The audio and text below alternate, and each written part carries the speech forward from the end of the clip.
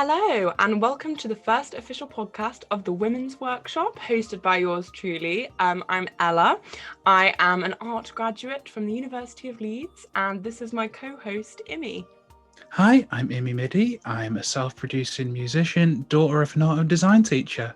So for our first segment today, we're going to talk about just what's going on with the Women's Workshop at the moment. So for those of you who don't know, the Women's Workshop is an online community we're setting up to support female artists. Eventually, we're hoping to host online exhibitions and workshops, etc. So just a few housekeeping bits. We just wanted to announce our ugly art competition, which is currently going on Instagram under the handle _workshop. So the ugly art competition is, you've guessed it, making ugly art. Immi, what do you think about ugly art? What would you define Ugly art's really important. I define it as stuff that isn't necessarily something that people want to see. But it's important because art is supposed to reflect the world, and not everything in the world is what we want to see. And it's important to get the fact that some things aren't aesthetically pleasing and some things aren't necessarily pretty into the space. I love things that aren't aesthetically pleasing. Like anything that's just crazy weird, like blood and guts, gore. Like my favorite version of ugly art is sort of like cinematic photography, which is just like gore, but in a really sort of gruesome, creepy, disturbing way, like Cindy Sherman. She's my fave. I'm a massive fan of like special effects makeup. There's a drag queen called Bitch Pudding who just does the most amazing gory blood stuff. That is the best name I've ever heard of. Bitch Pudding. Yeah, it's got like X's and Q's in there. It's spelt really weirdly, but it is pronounced Bitch Pudding, I think. So, right, ugly art competition. So basically, we're hosting on Instagram. All you have to do, you can do it in any medium: sculpture, photography, film, animation, illustration, anything you can think of, basically. Create the ugliest piece of art possible and tag me at the Women's _workshop and Quirky Buns, who is co-hosting it with me. So that's Quirky Buns, as it sounds, all lowercase. She's co-hosting it, and if you win, you get a free pair of her amazing handmade earrings. So please do enter, because we love to see ugly things. And those earrings are astounding. I was going through the Instagram like just before we started the record, and honestly, they are just the most hideously beautiful little things I've ever seen. They're amazing. There's this other artist on Instagram called Kimmy Shimmy. I think that's Quimmy Shimmy. And she does like these really realistic miniature sculptures of like baby heads and like fetuses and hearts. And I know it sounds weird, and it is weird, but it's really, really cool. And she does like little earrings and stuff. Like, I really want to get some earrings that are like, you know, like Barbie head doll things or something like that, something really odd.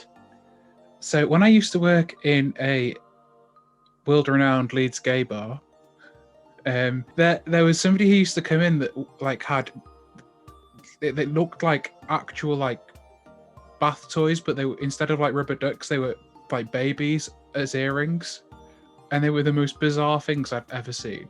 I love bizarre earrings. I've actually got my obsessions at the moment are earrings and sunglasses, which is odd because like you don't really get to wear sunglasses that much in the UK, but I just love collecting sunglasses. All I need now is loads of those mannequin heads so I can display all of my sunglasses.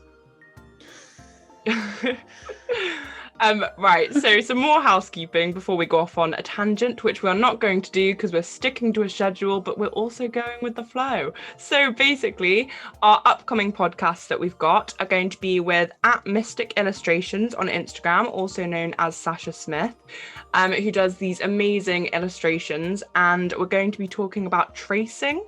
So that'll be coming up next week. And the week after that, we are interviewing Soy Mistake. That's SOY Mistake. I'm hoping you know how to spell these last words, so I'm just saying it as it is. But anyway, Jackie, also known as Soy Mistake, is also an amazing illustrator, and we're really looking forward to talking with them. Some other bits, the website, which some of you may have heard me talking about, is in the process of being built, but as I have a full-time job, it is a very slow build. However, now I've got Immi on board as my partner. She's going to be helping me a lot more. And tell us why you wanted to get involved with the Women's Workshop, Immi. It's really important to get some recognition for female artists. And I saw you were struggling a little bit. And as I have an abundance of time on my hands because I was made redundant because of Corona, I thought, why not? Yeah, exactly. Why not just ask if I can help? So I've been doing some website stuff today. I've been writing blog content and mini essays for there, and I will also, if you message me on Instagram at Immi Midi, IMMIMIDI, I will get you down if you want to be on the podcast as that as well. I'm basically doing all of the organisation stuff, and Ella does all of the creative stuff. But also, if anyone else does want to get involved, if you want to write some blogs, if you have some free time, feel free, because it's just the two of us at the moment, which is really fun. But yeah, we just want to build and meet as many people as possible. Sorry, I meant to say build a community there and meet as many artists as possible. So if anyone does want to get involved, feel free to message us either at Immi Midi or at the Women's_Workshop.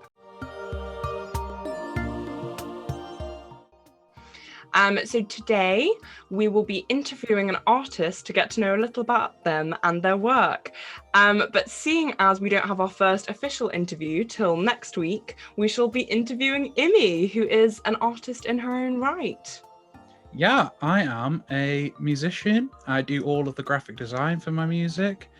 I compose for other artists, and I do a little bit of video work, but I'm not great at it. I'm only just learning, to be honest. But Immi does the most amazing, insanely cool music, as well as drag performing. I was just going to bring it up because we were talking about kind of ugly art and stuff before, and I just wanted to chat really quickly about that amazing performance you did with all the blood and stuff. Yeah. Because there is a video version of this podcast going to come out on YouTube, so I will flash a picture of it up now. Prepare yourself. There we go. The picture should be on there in front of you. It's hideous. It's beautiful. It's blood. It's everything you want from ugly art. Immi, how would you describe your genre of music? Electronic pop, goth, disco. Wow, that's quite a selection. So what drew you to that? So electronic pop music, because it is, I'm a firm believer that there are only actually four genres of music, which are pop, experimental, traditional, and classical. So, and it's electronic, so it's electronic pop. And then funk, because I really like funk rhythms and funk bass lines and a little bit of funk guitar. And then goth, because if you're watching the video podcast, you can see how much of a goth I actually am. And again, goth guitars just speak to me. There's a nice bit of room and a nice bit of dirt, and I just make it there's so much raw emotion in goth music that I feel is important to get across. Who are your favourite goth artists? Musicians? The Cure. I mean. Oh, yes. Robert Smith is my absolute icon. Oh, I honestly wanted to be him when I was younger. I went through a goth phase, but only as a part-time goth because I was at school in the week because I went to boarding school. And then on the weekends, I was a part-time goth. I remember being furious actually because he used to wear black eyeliner on the weekends. I know, such a rebel. And I got told off on the Monday, literally 2 days after I'd put the eyeliner on for wearing eyeliner, and it was a sad time. I felt like my gothhood was being repressed. I should also, not technically goth, shoegaze, but I should also mention MBV because I've met the bassist from My Bloody Valentine, Deb Googe, and she is incredible. She had so much time for me, and she actually called your boyfriend. I got her to call your boyfriend and tell him to stop playing FIFA and go and practice the bass. Oh my god, that's so cool! How did you meet her? It was at a queer music convention in Leeds. She was doing a panel with Queen Z, and it was just a really interesting little panel about two different generations of queer performer. Oh, I love My Bloody Valentine. I love like all of their album covers as well. I was gonna say, I'm really bad with album names, but the one with all the pink on it really reminds Loveless. me. Yes, Loveless. Reminds me of like the fuzzy effect that you have on one of your like art pieces. You know, the photograph with the blue and the red outline of you. Oh yeah. Shout out to Zoe for that one. Oh yes, where can we find her on Instagram? It's at SZ Creative. She basically does all of my photos. We've been friends for ages. She's basically done all the photos of me and edited them, and good God, she's incredible. We will be sharing more of her on the Women's Workshop page. Also, if you do want to be featured, do let us know. So what are the current trends for the genre that you're currently singing about? Like, what's going on in that genre at the moment, or those genres? So with electronic music at the minute, especially electronic pop music, there's a lot of interest in how to make the performances a lot more fluid, a live performance a lot more fluid, because lots of people are either pressing the samples and letting it go, or attempting to build the song up, and that makes a song twice the length than it actually should be when it's live. So my favourite artist ever, who I will name later because in the segment after this I'm going to talk more about her, has developed a way of making music with she's developed some gloves that allow you to control the music and make the performance more fluid. What do you mean? What do the gloves do? So the gloves act as a controller for your computer, and you can like there's different hand signals, like you can do that and it'll start recording, and then you can play the drums, and then Oh my God, that's play so cool. Yeah, they're called the Mimu gloves. They are amazing. Are they expensive? I'm betting they're pretty expensive. I think they're like $5,000 a piece. So for But for one each glove, it'd be glove? $5,000. Yeah. But what if your other hand gets cold? Like, what are you meant to do with one glove? Like Michael Jackson had it going on, but still. You can put different commands on different gloves. So one hand could be like record, playback, and certain instruments, and the other hand could be different instruments and like slowing stuff down and adding reverb. Oh my God, that's so cool. There's so much like crazy. Like, do you know anything about like new music technologies that have come out recently? You know, aside from the gloves. There's not really much to do with performance or writing music. It's not really changed that much, but in terms of artists getting paid, there's a thing called blockchain. I have no idea how it works. It's like a cryptocurrency. I was told as part of my master's degree that I should write an essay about it, but I chose not to. I do not understand cryptocurrencies at all. Is that like Bitcoin? Is that a cryptocurrency? Yeah. Well, like, what does that mean? Like virtual money? What are you supposed to do with that? The idea is that you sell the virtual. It's like stocks. You sell the virtual money and you get real money for it. And what's the point? Why not just have real money? If you're just using fake money to buy real money and it's worth the same, like, who invented that? Who came up with that? I don't know, but this blockchain stuff works a little bit differently, and I did look into it, but all the big words made my head hurt. Did you I'm going to tell you something really sad really quick. Did you ever hear of this app called Episodes? I've spent so much time on Episodes, and another one called I think it's called Chapters. I've undownloaded it and re-downloaded it so many times. No, but the sad thing about me, right, is I got really into it. I did all of them. They had like the Mean Girls, they had all the different like big movies and big TV shows, and I went through them all, and I got so into it that I started spending real money on fake things.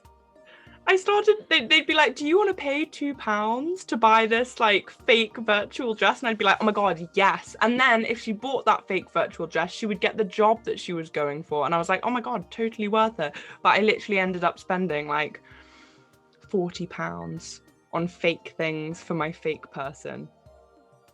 This is why I love you, because you're absolutely mad. I know. Okay, how and why did you first become interested in music? What inspired you? That's a really difficult question. In terms of the stuff that I'm doing now, there was a couple of songs that I heard and was like, oh, and some performances that I was there to see and was like, oh my god, this is incredible. I want to be able to do this. So I just attempted to do it. What are the main topics you explore in your work? Like, what are the things you like to focus on when you're singing? I do the classic two that most songs are about, love and death. Of course. Which we've spoke about before, how every song's about love and death, and even the ones about death are about love a lot of the time. But I also talk about mental health, being transgender, and on my new EP there's a song called Armageddon, which is about how all the world's governments and all of our being wasteful is just going to make the planet explode. I mean, it's a pretty valid view. I'd listen to that. Yeah, it's really Armageddon? Fun. Armageddon Actions Have Consequences is the full title of the song. Oh, I love songs with long song titles. I wish more music would have really long song titles. If you're writing a song and you just go, oh, the title's just going to be what I say in the chorus, boring. No! You can call that song anything you want. I like it when there's a band that I have been listening to called The Cavaliers, and they've got some, like, one of their song titles is, if I had 50p for every time you stabbed me in the back, I'd be looking at about £1.60. I love stuff like that, where they don't ever say that in the song. That title exists completely differently to the song. I love that. It's like, well, to be fair, that's the same with this is my slight guilty pleasure, but I still actually think he's amazing. Panic at the Disco. Lying is the most fun a girl can have without taking her clothes off. And they don't say that once in the song either.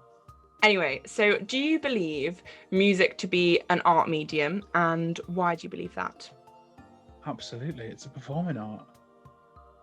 What do you find an art medium as? What do you perceive an art medium to be? Right, I've done a lot of essays on creativity. One of them will be available on the website. So, and we're also going to be talking about it in a little bit, so that's to look forward to. I would define art form as a means of expressing creativity. I agree.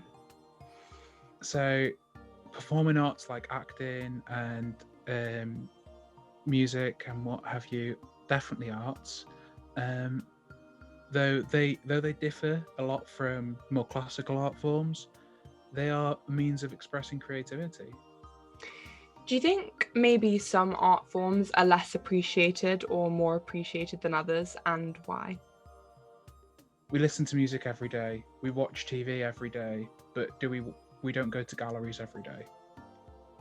Yeah, that's true.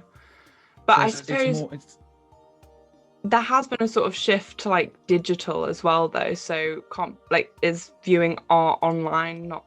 I mean, I know it's not the same as going to a gallery, but yeah, but art online is so easy to steal. Yeah. Well, not if you're a really famous painter like Pablo Picasso. You're not going to be able to rip off one of his pieces. Although actually he was a dick. I'm just going to say that now. Pablo Picasso was actually like an arsehole. Found that out recently. Also apparently Mother Teresa, but we'll get onto that at a later date. Fun fact about Mother Teresa. 1 month after I was born, she was dead. There's something about you coming into the world. You killed some people. See, I killed the Bride of Frankenstein. The woman who played the Bride of Frankenstein died on my birthday. 1998, 13th of November, that exact day, pretty much at the same time I was born. I think I might have been embodied by the Bride of Frankenstein. Yeah, I'm thinking that too. I'm thinking, I'm a firm believer in like reincarnation. So Same. I love reincarnation. Spooky. I think as well, deja vu. Oh yeah. I really do think deja vu is remembering things from your past life. Like, I'm sorry, but like, what? It's such a weird feeling. Like, what other explanation is there for it? I don't know. I think that getting into conspiracy theories here, but I think that humans emit a small psychic field, and we have a degree of being psychic and can, in some cases, predict the future. I think people talking to ghosts is bollocks. What? How can you think But that's bollocks and yet think that people can predict the future? How does that work? What's that thought process? I don't think people can predict the future. That's a poor word in it. I think people can see small parts of what will happen, or things that have a chance of happening before they happen.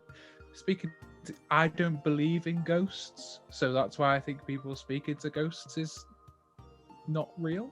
But right, well, for someone who conducted a séance last weekend, I thoroughly disagree with that. I've never actually seen a ghost though, but I 100% believe in ghosts. But really quickly, before we do actually get back to music, I think that I've completely lost my trail of thought. We're talking about déjà vu. I was going to say something really insightful about that. Let's just go back to the music questions. It's completely gone now. I feel like I was going to have this great revelation and it was going to be like mind-blowingly good, and now it's just gone. Okay, we were talking about art mediums and music. Yeah. So I think we've agreed that music is an art medium. So, yes. Okay, let's talk about women and art now. So how do you think being a woman affects your work in your industry, in music?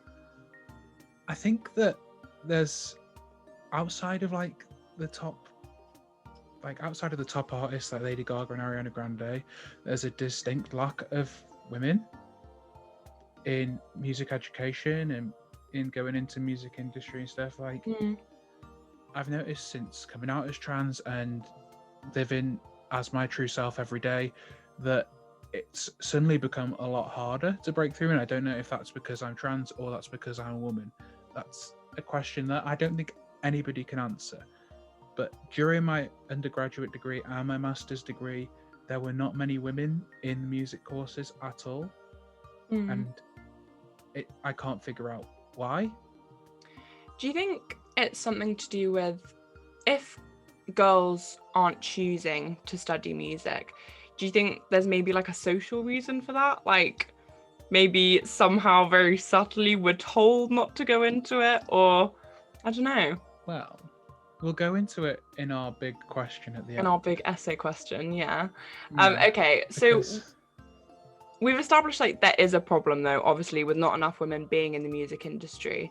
So what do you think we can actually do to create some more equality? It's as simple as we need to find women who are doing well as solo musicians, as producers, as composers, and celebrate them a bit more, so we can get girls more inspired by these people. And also, access to technology is a big thing, and again, we'll talk about that later. Something to look forward to. Do you think music has changed and your style has like evolved in any way, like your type of music? Do you think as you've been making it, it's evolved? Absolutely. If you listen to my first two EPs, the Leeds Queen Project and Antimatter, they are full electronic, like thumpy, experimental, a little bit weird stuff. And I've recently slowly gone a bit more poppy, added guitars and bass guitars. I've decided that it's not an Immi Midi song if it doesn't have 9,000 layers of vocals.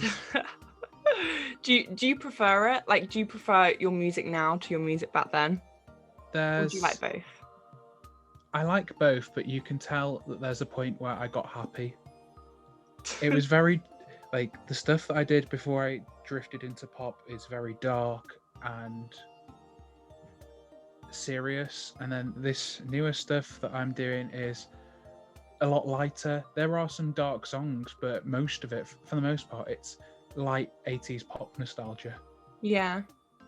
I think like in any sort of art medium, your style always changes quite a lot, probably just because like you're informed by different experiences and like different inspirations. But Yeah, I think I always prefer the place I'm at now to the place I was back then, but I think it's probably just because it's different. Like, I always think the art I created later in life was a lot better than the stuff I created a couple of years ago, but probably just because, like, I see more artists. Like, it really helps me if I'm having a complete creative block to look at loads of really, really cool artists, like, go on Pinterest, do all the artsy things, and, like, I think that really helps. It does, and your interests now are different to your interests then. You as a person now are different to you were back then. Personality is a very fluid thing, and the more that you get socialized or see things that are happening in the world, the more that that's going to shift your actual view of stuff. God, I'm boring. You're not boring. I was actually just saying to my friend earlier, not about you being boring. I wasn't talking about you. I was talking about me. I was talking about how I literally do not think I've changed since school. Like, I think I've become slightly more mature and like just like my approach to life and a little bit more slightly calmer, just not as bothered about things, but also like the exact same weirdo chatterbox that I've always been. You've changed since I've known you. Have I? How so? Yeah. You're more self-aware. You know that you, like for example, you know that you just keep talking and that you don't have a stop or an off button. Whereas when I first met you, I was like, can I speak, please? I know. I find it very hard to stop talking, but I'm trying very hard. I'm trying very hard to be better and not to babble as much. And speaking of, let's move on to the next question. So, what song are you most proud of out of everything you've created? What's your favorite? Make Me Wanna Woot Woo. I haven't listened to that. It's from the album Pink. It is a like electronic salsa funk samba thing. It's just so good, and it's got the catchiest chorus I've ever written. And all pop songs are about the chorus, and this just has the best chorus ever. Do you think pop songs are underrated? I think like your traditional pop song is, in terms of artistic value, people don't give them enough credit. There's a lot more going on than people give them credit for. Who's your favorite pop artist? Britney Spears.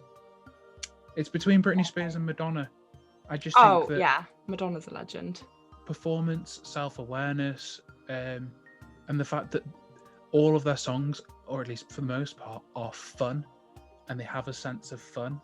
They're not serious. They know that they're pop music, and they know that they're going to be looked down on, and they have fun with it.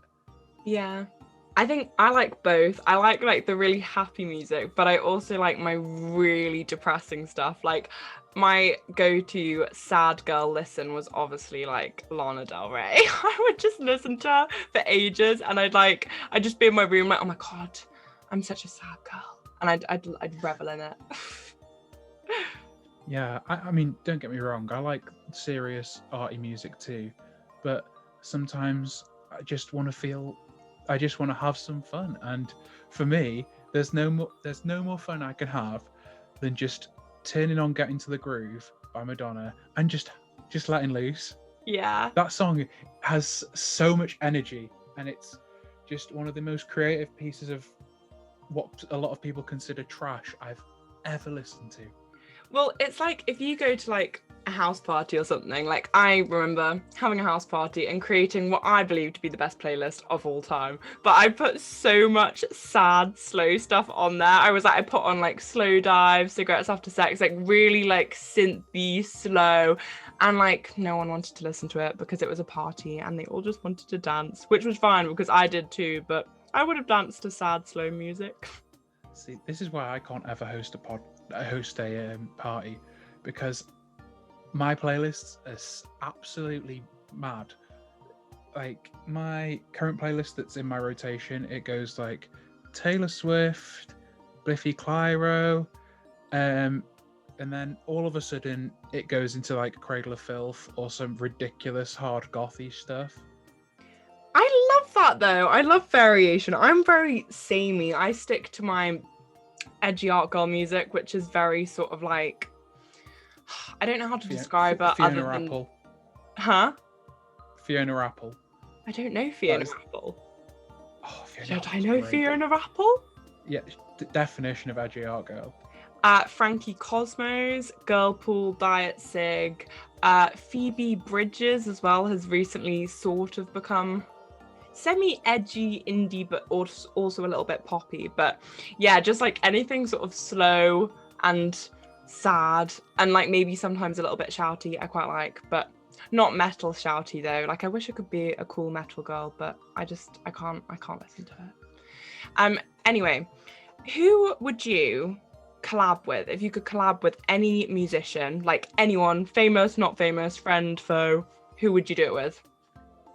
I'm lucky enough to actually know this person, and I've collaborated with them before, and I had so much fun doing it because at the time I knew absolutely nothing about music theory, and my vocal lines were insane, and she had to try and harmonize with them, and we spent at least 2 hours trying to figure out what the hell I was singing.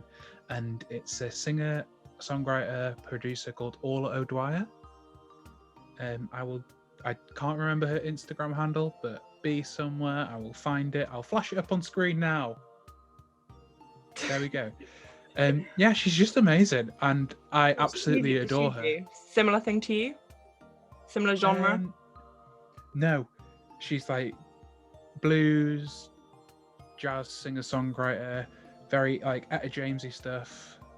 Okay, how would that work with you then? How would you mesh together? I just love her voice. I would do all of the music, and I would just go, can we do like some low-key funk electro pop stuff, like a slow sort of Jamiroquai song, but with your vocal. Do you think you prefer that to actually singing, or do you prefer the singing and the producing of it? Do you have a fave? I hate my own singing voice, but I think that's a trans thing. You've got a great singing voice. I've honestly, I mean, to be fair, I listened to one of your songs on repeat, but it's because I've got a problem with like, if I find a song I really like, I just listen to it over and over and over again until I get completely sick of it. But I'm not at the point where I'm sick of it yet, so that's a good sign. Yeah, I like doing the music stuff. I feel like there's more creativity I can put to use there, but I want the opportunity to write for other people. I've actually written an EP for a Leeds drag queen, which will be released at some point this year. Can you tell us which drag queen? It's Domino Official. Instagram flashed up on screen now. I've been friends with Domino for ages, and they are a singer and a dancer. They used to be a dancer on a cruise ship, and I was like, and then we sort of just slowly talked about writing an EP together, and it just sort of happened over lockdown because neither of us had anything better to do. Oh, I wish I was like that during lockdown. Like before I got a job, I mean, I'm relatively productive now, because I get paid for being productive. But before I had like 6 months in between graduating from uni or not graduating, as we didn't actually get a graduation, which I'm still bitter about. Literally, like I saw all these people doing really productive things during lockdown. Like even if it was like baking an amazing cake or learning how to do something, and I was just there like on TikTok and just doing nothing. But like, how did you get the energy to be productive? I feel like the whole pandemic just drained me of emotion, energy, and positivity. I got the energy through. I stopped working nights because I stopped working, and all of a sudden I was like so much better and happy with myself. I had time to do whatever I wanted. If you could do whatever you wanted, like absolute ideal job, what is it? I mean, yeah, something to do with music, but what specifically? I would be a composer producer working with one artist. I would be behind the scenes, because my ideal situation is that I can get paid for doing what I love, and it's something in the arts, and I get somebody really famous, but I can still go to the shops. Oh, that would be amazing. I'm not even bothered about that. I would just like somebody to go, hello, would you like to write me a single, do? And I'll go, yes, here is my rate. That's all I want in life, to just be. Have you tried Daisy? Are you on Daisy? Do you know what Daisy is? I don't know what that is. Oh, you need to check it out. So I will say this for everyone as well. So Daisy, spelled Daisy, I think. Basically, it was set up by Maisie Williams, Arya from Game of Thrones, and it's like this online creative collaboration community. So you sign up for free, and it's all types of creatives, like artists, musicians, everyone all around the world. And people put out advertisements for like projects. So they put out advertisements for music projects, like art projects, and then you just message people asking like to be on it, and you can get involved with all these different like online projects with other creatives. This sounds a lot like the Dots. I don't know if you know what Oh, the Dots yes. is. Yeah, I know. Yeah. Yeah, it is very similar. We should stress, however, that the Women's Workshop is the best creative community on the line. So Exactly. And in our one, you know, it's just for women. I actually got a really bitchy message from because I set up a TikTok account for the Women's Workshop ages ago, like before I'd even properly set it up. And I was just like, do you want to be a female artist? And I got this really arsey comment from this guy being like, why is this excluding men from this opportunity? Like, I don't understand. Can you just explain, please?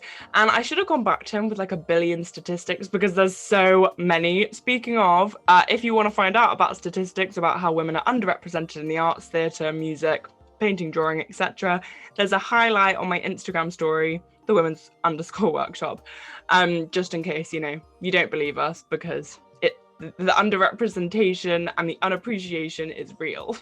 Can you tell us any upcoming releases or exciting projects you're going to be working on? Anything coming out soon?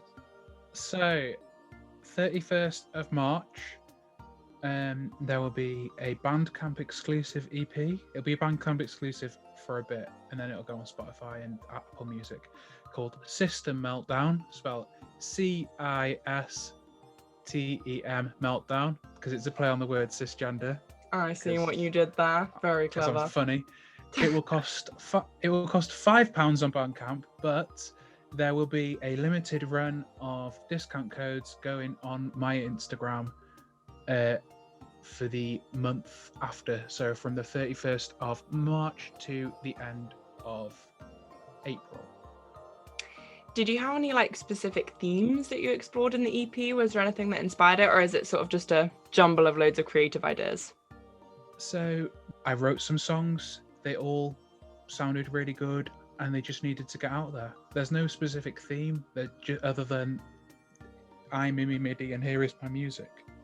Have you ever made any, apart from one, I know you made one and we can promote this in a sec, but have you ever made any music videos or have a desire to make music videos?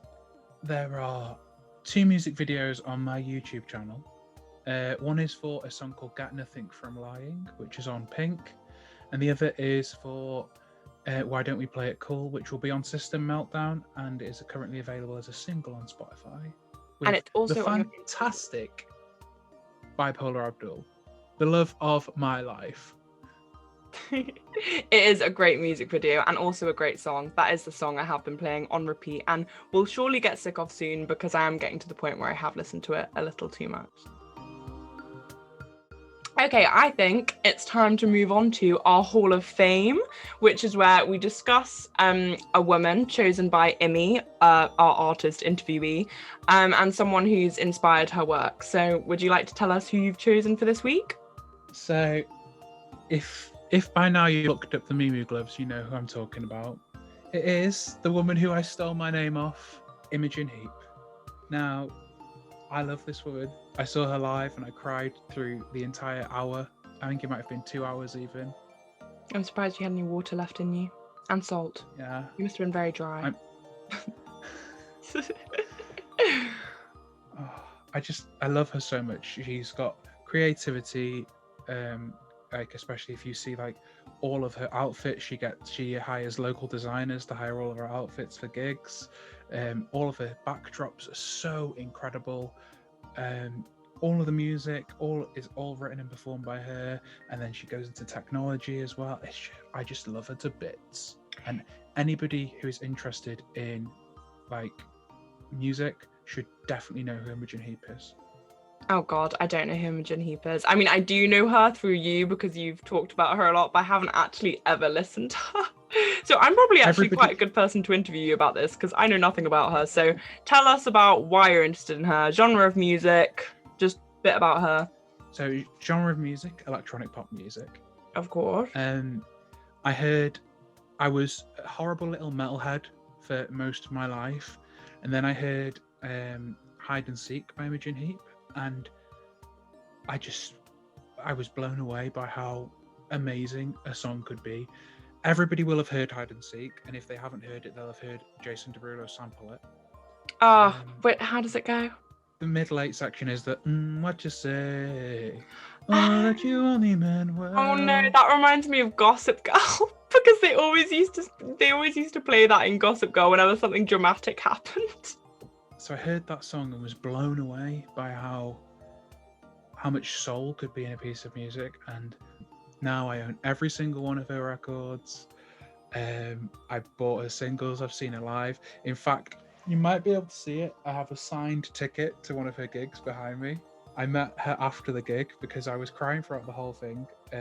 She saw me, and I was sat next to the person who was promoting the gig, and they went, "Do you want to come and meet her afterwards?" And I was just like, yes, I do. Oh my god. I couldn't speak.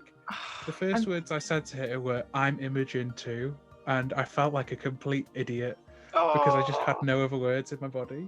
Oh, I'm so jealous you got to meet your icon. But I do think if I'd have met my icon or someone I was obsessing over at the time, I probably would have just passed out. I used to I have so many guilty pleasures, musical skeletons in the wardrobe. I feel like closet doesn't sound right when you say it in English, but whatever. So I used to have a massive crush on Danny O'Donoghue, lead singer of The Script. And I went to see him in Dublin, and I swear to God, he looked me dead in the eyes for a good 5 seconds, and no one else believes me, but it was true. Did Imogen look you in the eyes? Oh yeah, she sat for one of the guitar song by Frou Frou, which was the band she was in before she was a solo musician. She sat down on the edge of the stage and just looked at me throughout the entire song. I'm not surprised you cried. I would have cried. I cried through the entire gig. The entire gig. Oh.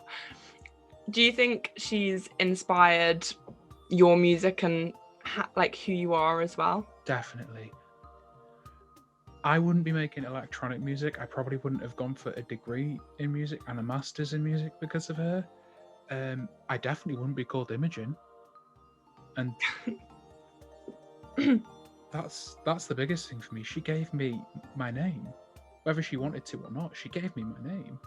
Apart from Imogen, who else inspires you? What other musicians? Anybody who knows me personally will know that I have a select 5 musicians that exist in my brain rent-free. Imogen Heap, Björk, from the Icelandic experimental musician who honestly gave me so much life. Grimes, though her husband's a bit of a fucking weirdo, I really, really love her music. John Cage, who is the godfather of experimental music. Man wrote a song that was 4.5 minutes of complete silence. Is that writing a song though? Is that not just pressing record? Here's the idea. It's actually more of an art piece. The idea is that the piano player will go and sit at the piano, turn his timer on, or their timer on, I should say. And then every room sounds different. Every night you're going to have a different audience, so they're going to sound different. So it's about not listening to the music, it's about listening to what's around you. See, I like that, but I wouldn't call it music. I'd call that experimental sound art, because we did a lot of that stuff on our art course, but I don't... it depends if you get into a whole debate about what is music and what is art, but I'd say that's more experimental sound art. That's why I say it's experimental music. Anyway, who's your fifth? And then the fifth is the most embarrassing one. I'm excited. Come on. Who is it? It's a band from Denmark called Cryoshell, who wrote the music for the adverts for the Bionicle toys. I don't know the Bionicle toys. I'll flash a picture of them up on screen for anybody who's interested. Bionicle is basically buildable action figures that Lego put out in the early 2000s. How did the theme And tune go? oh, there was so many. There was one which was this really nice, like, it was like an Evanescence metal song. It was so cool. And at the time when I was a kid, and I loved rock music and metal, and I loved these amazing like creatures that Lego brought out, all came together, and they live in my head rent free because of this. What, like, why are they one of your favorite musicians? Like, why do they inspire you? They just because they like that is the dream to work for such a big company. Yeah, to get your music in the brain of so many kids for so long. They brought out their first song that was on an advert in 2007, and I'm still thinking about it. To be fair, there's so many adverts that just live in my head. Like, do you remember this isn't even a song, but you know, like Hastings Direct? 0800 1066, and I will remember that number until the day I die. Yeah, we should say not advertised. Oh, right. We are not sponsored.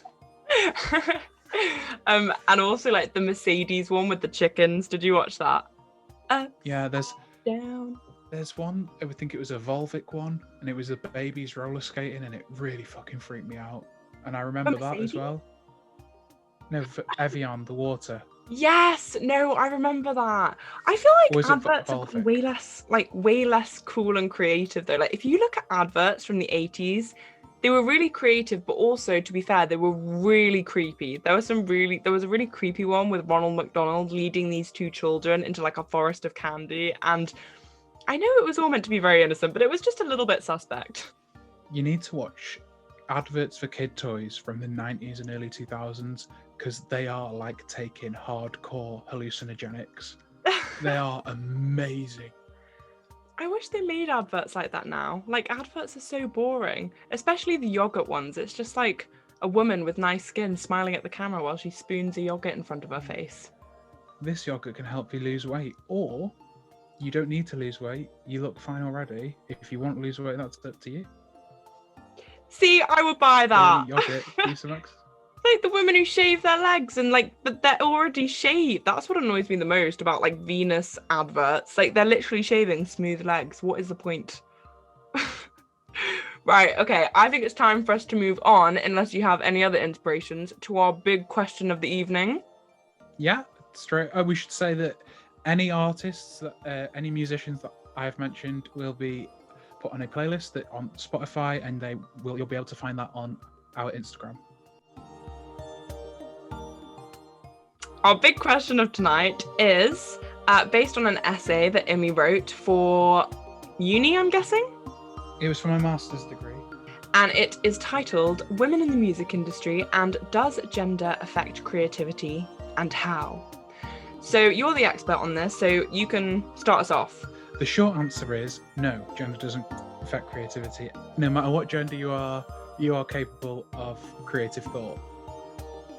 However, dun, dun, dun. Sociological factors may lead to people not expressing these creative thoughts. For example, there is a study. You'll be able to find all the studies and this essay on the Women's Workshop website when it goes live. I can't remember who did the study, but it showed that women have less access to creative technologies than men. On average. Women that are, I believe it's from Central and Northern Europe, have, and between the ages of 17 and 27, are 36.6 times more likely to have not had any creative technology, access to creative technology, than a man in the same demographic in the same location. Sadly, that doesn't even surprise me. Do you think it's a matter of gender as much as it's a matter of misogyny? Do you think it is to do with misogyny, or do you think it's just to do with culture? I mean, culture is misogynistic, so. Yeah, I think that the underlying sociological construct that some people think that certain genders are below is a big thing for it. There are some very obvious grey areas in all of the studies that I looked at, whereas they don't look at non-binary people and they don't look at people that were assigned a gender that they no longer identify as in general. Yeah. So we don't know how that works, but cis women undoubtedly have less access to creative technologies than cis men.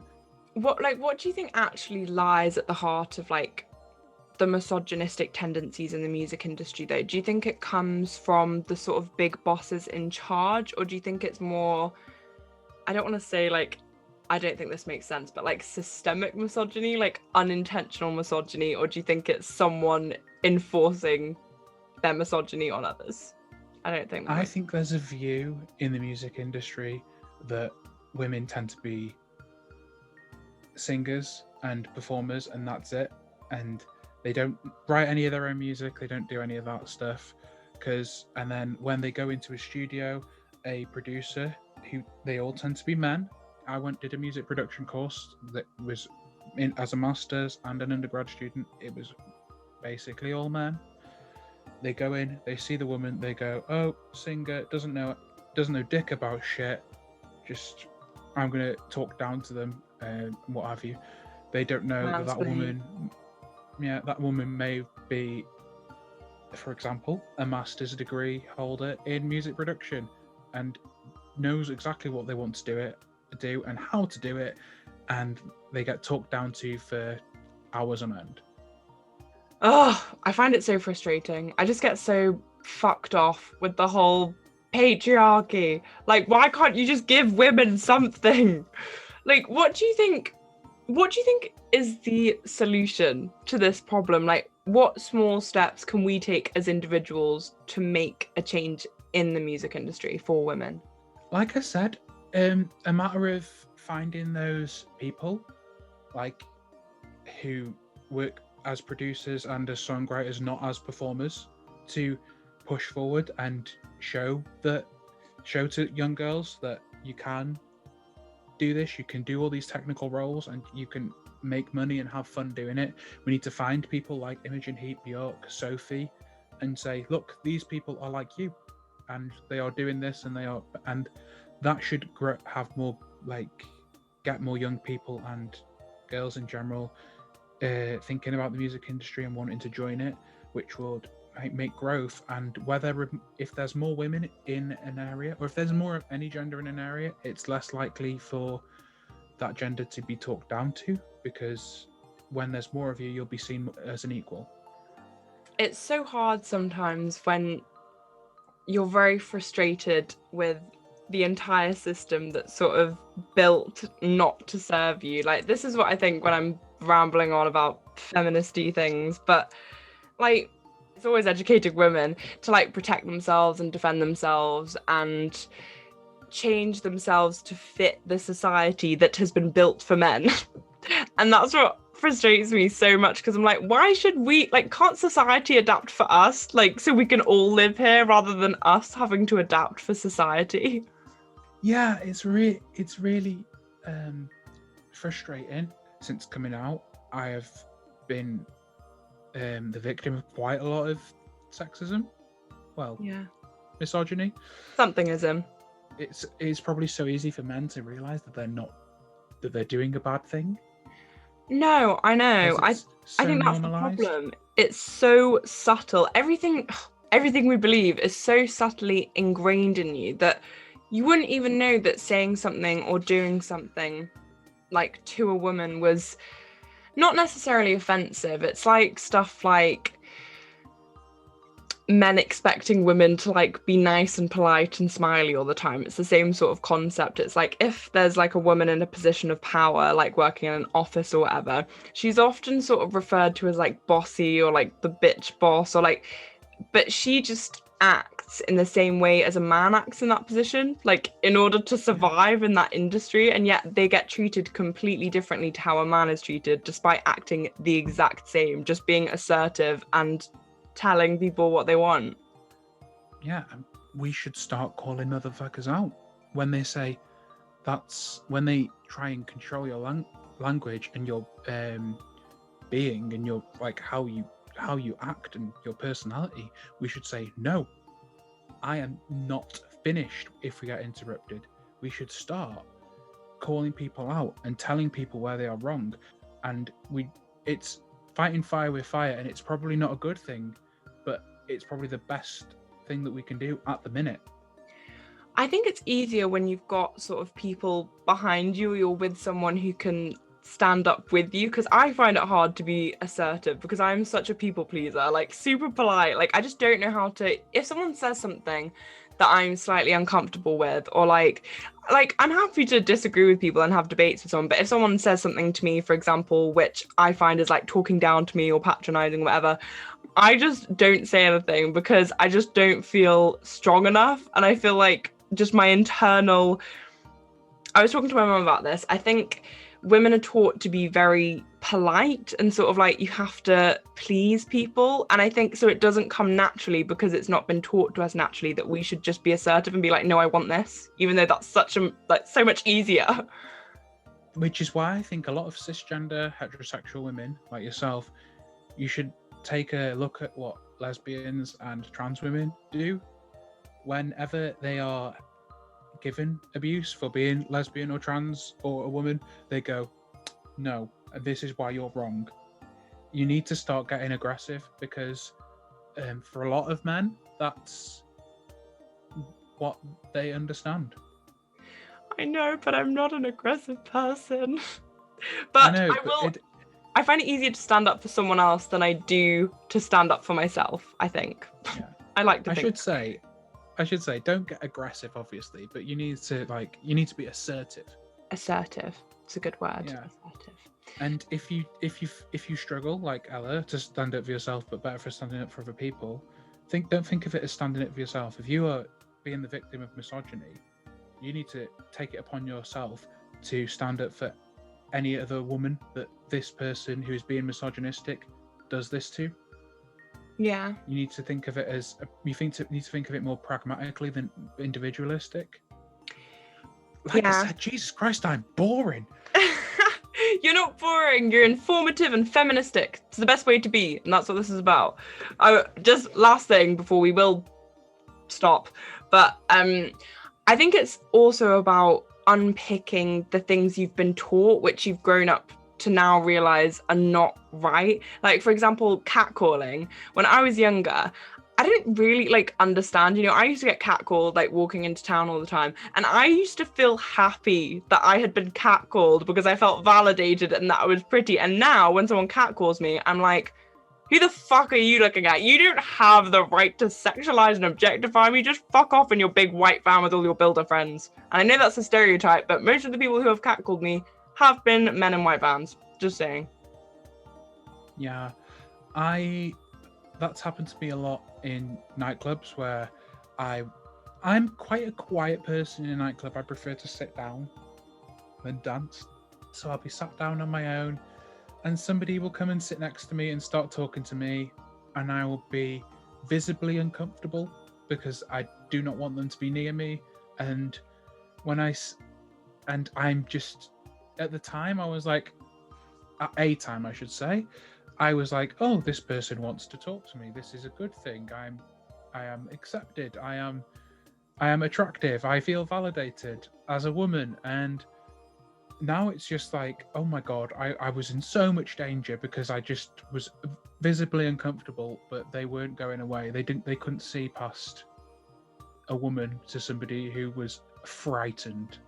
I think this is why we need communities like this as well, and we need groups to be able to talk about things we've gone through, support each other, raise each other up, because I think it does give you more confidence to be assertive and to tell people what your views are and to speak up for yourself a lot more. Because I think when you feel like you've got people behind you and you've got people who are supporting you, you feel more inclined to support yourself. Exactly. This community is going to be so important for not only what you've said, but also building bridges between artists so we can actually create more collabs and start supporting each other in smaller ways and more personal ways than on a grand scale. And it's what we need, because if no one else is going to do it for us, do it ourselves. But also, speaking of, so in the next week or so, we will be hosting a networking event. It's going to be very informal. I was thinking wine and dine night, just like put a Zoom link out and like we can all meet each other like face to face. So we're not just all like floating names on Instagram. So we'll set the date, we'll release it in a couple of days and let you know what day it's going to be. But if you fancy coming along for an evening, just getting to know us, like literally just chatting about anything, everything, women, art, then feel free to come along. It will be posted on Instagram and Twitter shortly. Okay, so I think we are drawing to an end after our little discussion. Do you have anything left you want to get to, Immi? No, I think it's just time to wrap do it our up. outro. Okay.